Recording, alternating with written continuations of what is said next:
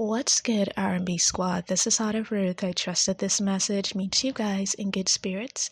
If you're new to this family, we don't believe that you're here by accident. Welcome. We're happy to have you, and Jesus is, of course, always happier. The word that I have today comes from both a dream that I had and a song that the Lord placed on my spirit. And as per usual, as you listen to this word, you'll know by the details whether or not it is for you. Please eat the meat, spit out the bone, take what's for you, and leave the rest. As you listen to each detail, pray. Make sure that you're praying to confirm that the word is for you. So, what is special about this song is that this is one of the rare occasions. Usually the Lord will give a song to me in waking life and a message, but there are rare occasions when he does this in my dreams. If there's a song that he wants me to put out as a message, he will give the song to me in my dream. So this song came to me in my dream. And in the dream, there was a person sitting in their living room watching reruns. And the reruns they were watching, it was classic TV. And the Lord put the emphasis on it being classic television shows. He put the emphasis on the fact that with classic television shows, you can't imitate them or duplicate them. Have you guys ever heard people say that they did like a reboot of a show that used to be a classic, like a show from the 70s or the 80s or even the 90s, and it used to be a classic, and they try to do a reboot or they try to do a remake, and what happens is it fails because it's not as good as the original. So there are some TV shows, they put them into syndication and they keep replaying them because they are such classics. So they cannot be replaced. They cannot be done over. They cannot be rebooted. What they can do is replay. They can replay and they can have the reruns and syndication because those shows are such classics and everybody still loves them. So the Lord was putting emphasis on that, and I'll get into that in a moment. So this person is sitting there in their living room and they're watching these classic television shows, these reruns. And then there's this interruption, like a break, an intermission. And I thought it was going to be an ad, but instead it was a song. And the song was "You've Lost That Loving Feeling." Now, a lot of you will know this song because it was originally done by the Righteous Brothers, and so many people covered it. If you haven't heard this song, if you think you don't know it, by the time you get done listening to this word and you go to the song, you're going to know that it's that song. Maybe you don't recognize the title, but I'm sure that all of you under the sound of my voice know the song. It's very popular. And this song it's like one of those classics. It's keeping in line with the theme of something being classic. So there are a lot of people that redid the original version by the Righteous Brothers. A lot of people covered it, but there were no covers that were as good as the original. The original was widely embraced. That's the one that was popularized. So again, there was this running theme on something being a classic and irreplaceable, even if others try to imitate it. And I don't know if I mentioned this before, but this is a kingdom marriage word. Yeah. So this is for two different groups of people, and it can be interpreted in two different ways. And I'm going to get into that in a moment. So the song is "You've Lost That Loving Feeling" by the Righteous Brothers. And how the Lord gave this song to me is that there was an intermission in my dream while the person was watching these classic television shows. There was an intermission, a break, and I thought an ad was going to come on, and then the song came on. And there was a man singing the song originally, and he sounded like one of the Righteous Brothers. His voice sounded exactly like one of the Righteous Brothers. But then when it got to the second line of the song, there was a woman singing that part. And I was like, I didn't know they had a version of the Righteous Brothers original where there was actually a woman on there. I didn't know that. And then I came away from what I was seeing in the dream. So let me get into the song and the lyrics, and then we'll get into the rest of the message. And again, this is "You've Lost That Loving Feeling" by the Righteous Brothers. It came out in the 1960s. And I'm going to put a link to the lyrics in the description box for those of you who would like to listen. So this is verse 1 of You've Lost That Loving Feeling. You never close your eyes anymore when I kiss your lips. And there's no tenderness like before in your fingertips. So let me read that again. This is verse 1. You've lost that loving feeling by the Righteous Brothers. You never close your eyes anymore when I kiss your lips. And there's no tenderness like before in your fingertips. You're trying hard not to show it. But baby, I know it. You've lost that loving feeling. Whoa, that loving feeling. You've lost that loving feeling. Now it's gone, gone, gone. So let me just get into that first verse and let me tell you who this is, whose voice this is, whom this person is that is expressing this sentiment. So for some of you, this is actually your kingdom partner expressing this sentiment. For others of you, this is an ex-partner from your past, somebody that the Lord removed from your life who is expressing this sentiment. For others of you still, this is an ex-partner of your person expressing this sentiment. So you guys don't get confused. Let me say that again.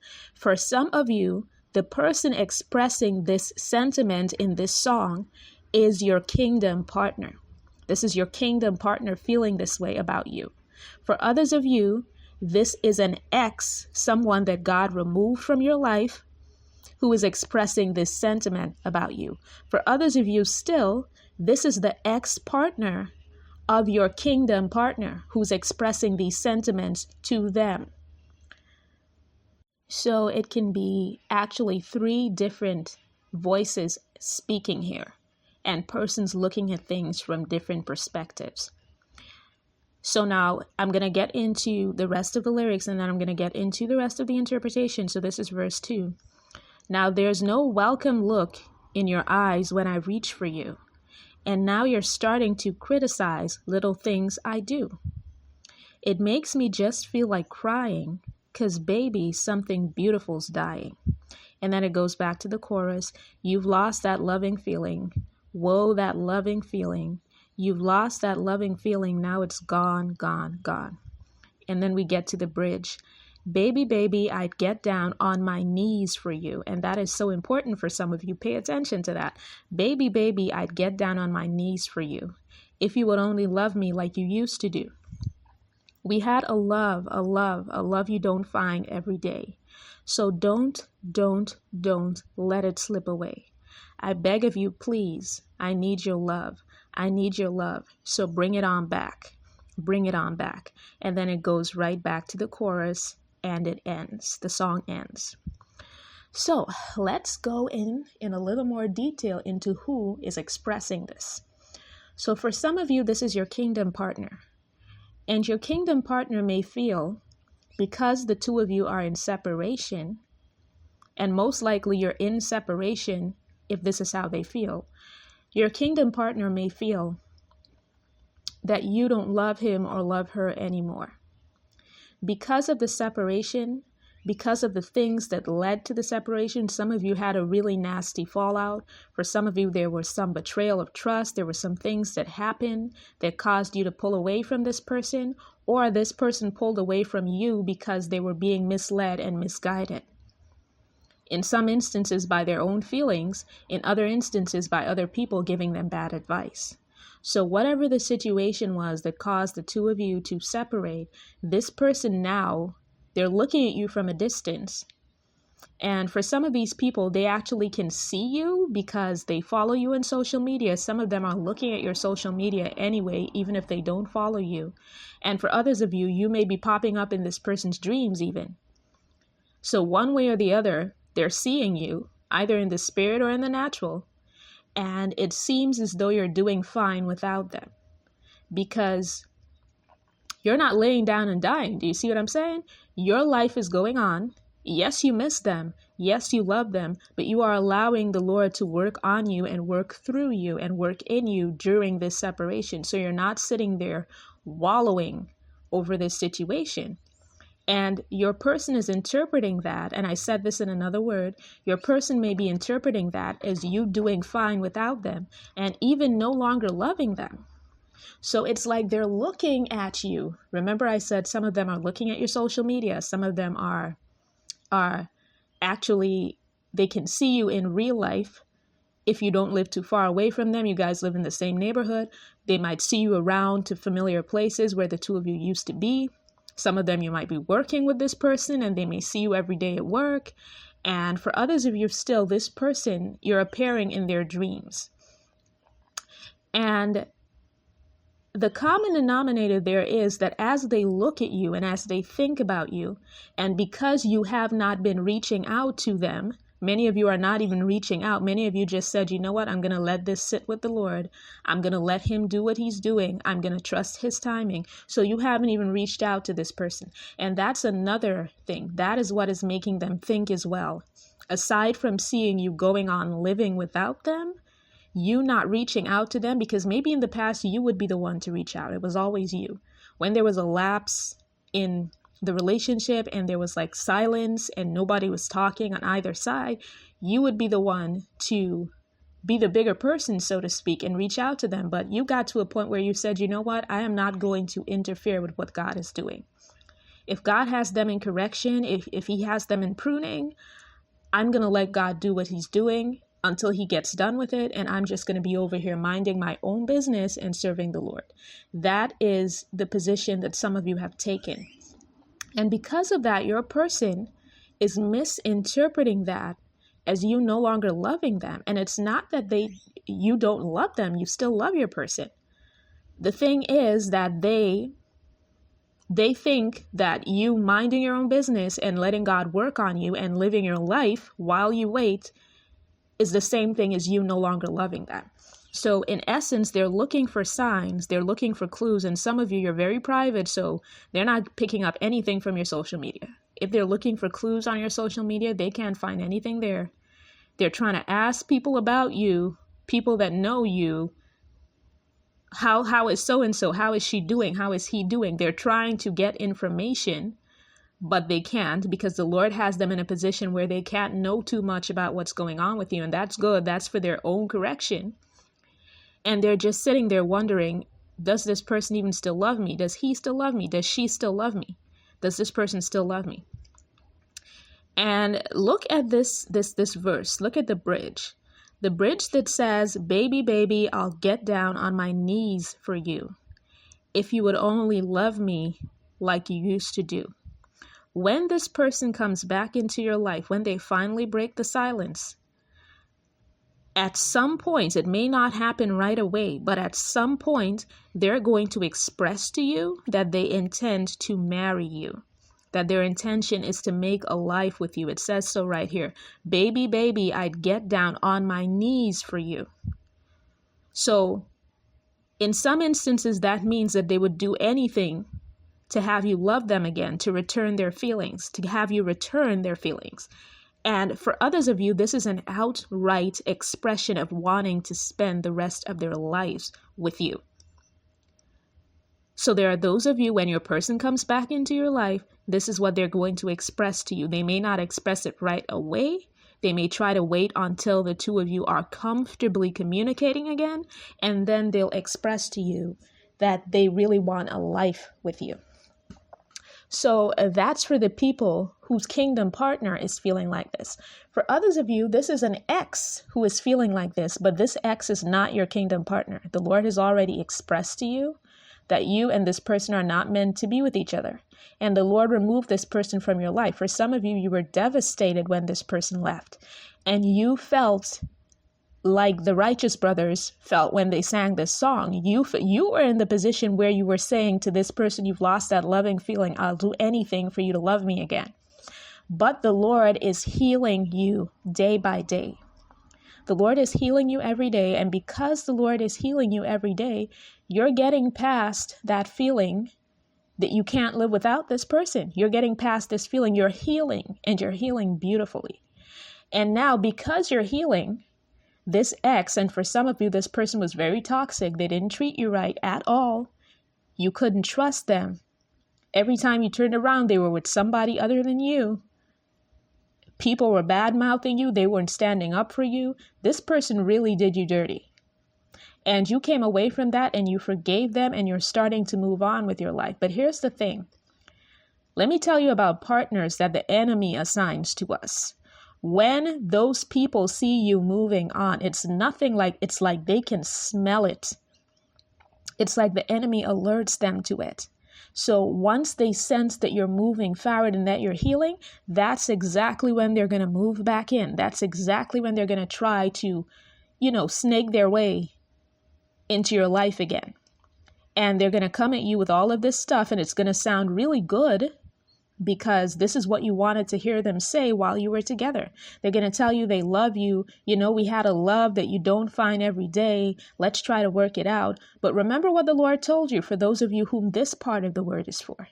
If the Lord told you that this person is not your person, if the Lord showed you time and time again that you need to separate from this person, do not fall for the flattering words. Because you know what? And even this scripture is being put in my spirit, even as I say this, and I'm going to put it in the description box. It says, when he speaks fear, do not believe him, because there are 7 abominations in his heart. So for those of you whom this is for, this person, if the Lord has been showing you time and time again that they're not for you, even now when they come back and they say all of these lovely words glossed over with silver, don't believe any of it, because it's going to be more of the same. If you let them back into your life, it's going to be more of the same.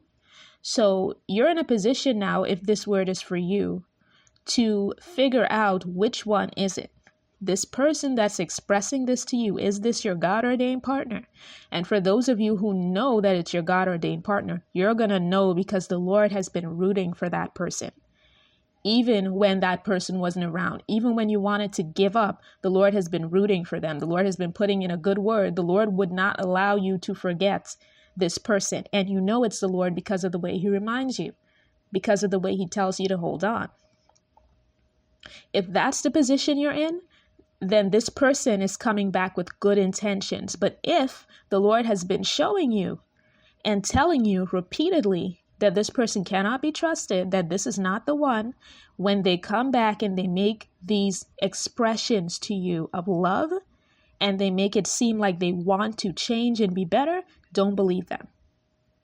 Don't believe them. Matter of fact, that you see a text message coming in from them or a friend request, a follow request, whatever it is, block it.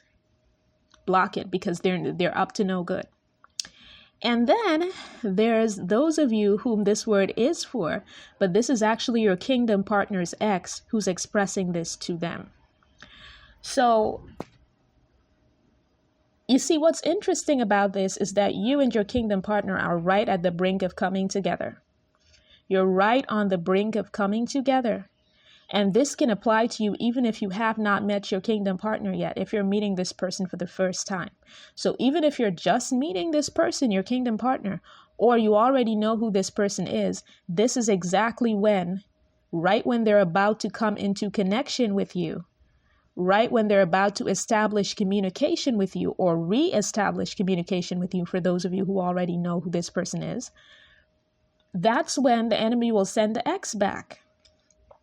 So for others of you still, this is the ex-partner of your kingdom partner who's expressing this sentiment to them, coming to them, basically with a sob story to tell them, I miss you. Remember what our love was like. There was no love like this, because again, remember I said that when people are moving on and healing, it's like the toxic people that God moved out of their life, it's like they can smell it. It's like the enemy alerts them to it. So that's when they come back.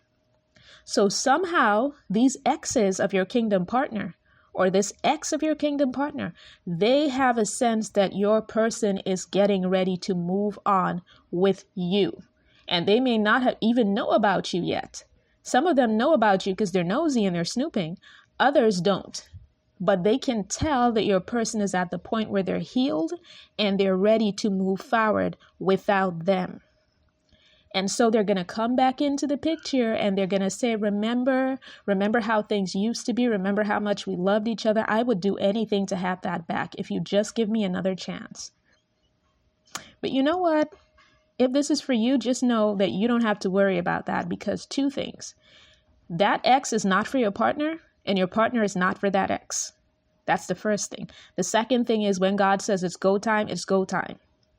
So if this is your go time, and this is your time for you and your kingdom partner to come into connection, to establish a connection or establish a reconnection and start walking into your courtship or into your union, there's nothing the enemy can do. He can pull out every trick in the book. There's nothing that he can do. He can send back every ex that was ever in your partner's life. Nothing is going to work, because at the end of the day, the Lord says it's go time for the two of you. And also, some of you, you're facing a lot of opposition when it comes to your person either connecting with you or reconnecting with you. And none of that is accidental. I'm sure you guys know by now, if you've been listening to me, and if you are familiar with the kingdom marriage journey, if you've been on this journey, there are a lot of you who know the opposition that comes with it. And it's purely from Satan. The opposition is purely from the enemy. So if this looks like people objecting to the two of you coming together, if this looks like people actually doing things to block you, like witchcraft and so on, to block you from ever even meeting someone whom you can marry, just know that the Lord is surrounding you at this time. The Lord led me to 2 Kings 6:16. Elisha answered, I'm reading from the Amplified Bible, and this is going to be in the description box. Elisha answered, do not be afraid, for those who are with us are more than those who are with them. So even though the two of you may be facing a lot of opposition, maybe nobody wants to see the two of you together. Maybe nobody wants to see you get married. Maybe people are hoping that you'll be single for the rest of your life, that your person will be single for the rest of his life or her life. Just know that God, you've got spiritual backup. You've got the best spiritual backup that there is. And your good sis, yours truly, is going to be backing you up spiritually as well, praying for your union. Okay, God bless your union. I'm speaking a blessing over it. So that's the word, guys. I hope that this message blessed someone. I love you guys. I will be back with another word as soon as the Lord releases me. Take care.